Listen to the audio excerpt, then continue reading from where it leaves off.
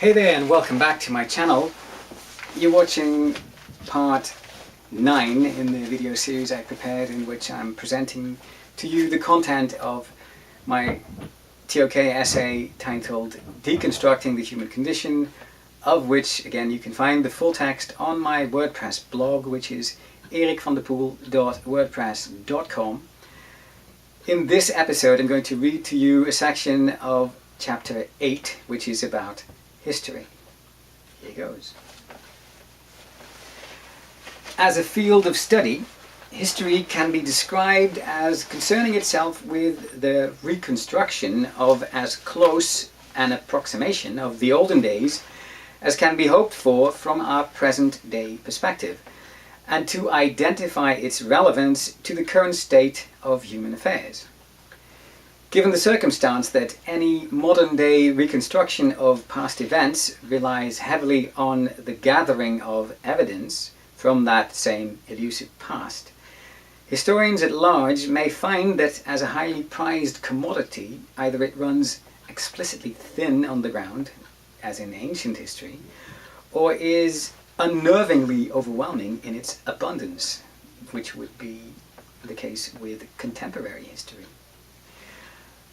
Be that as it may, a vital characteristic of history as a legitimate area of knowledge may be observed in the widely accepted belief that as a species, we humans derive our awareness of individual or local or regional or national or global identity from this history.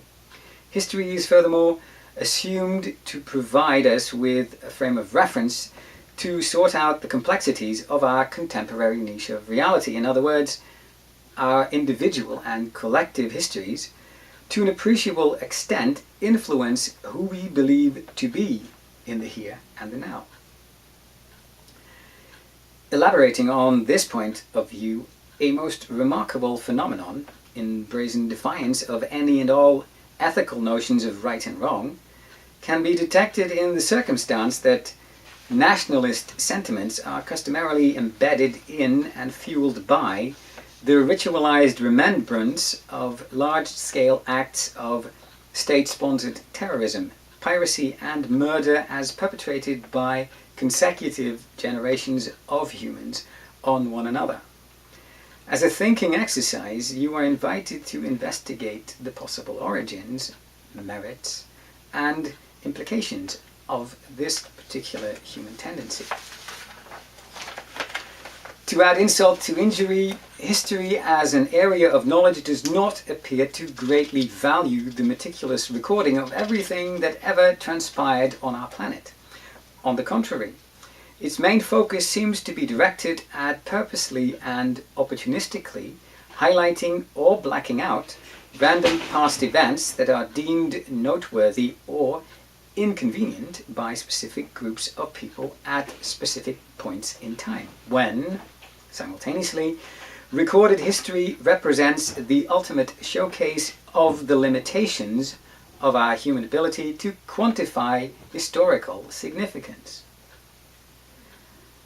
As a mental and emotional exercise, you are invited to investigate elements of the past, distant or recent, and national or regional or local or ancestral, that you carry within as an individual, and to gauge to what extent these pebbles in the ebb and flow of history affect your personal sense of identity.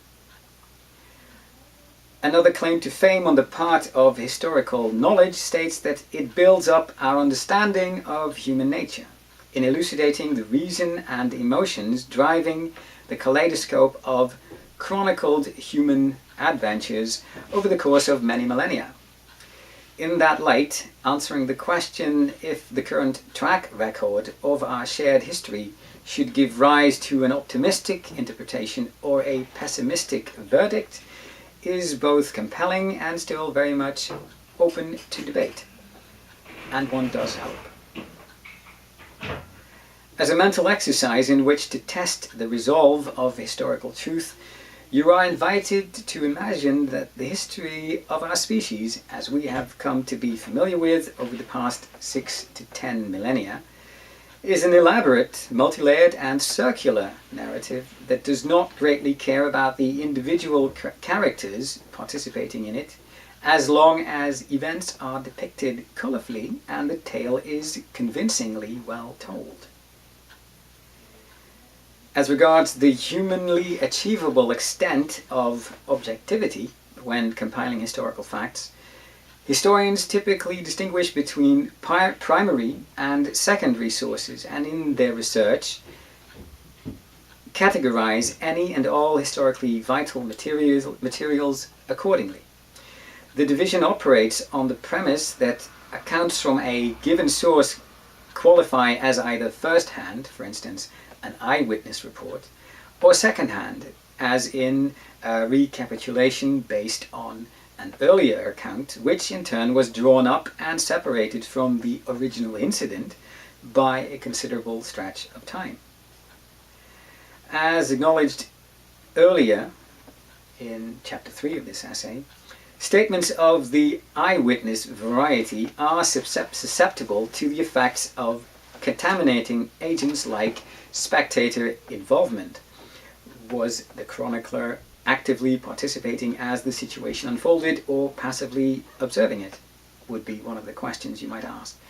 And cultural and social biases.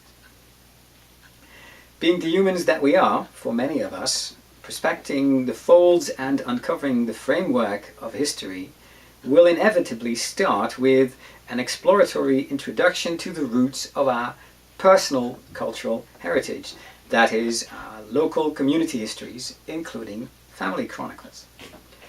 Thereafter, many of us tend to regard these personal histories as the guiding principle by which to continue classifying and cataloguing all of human reality.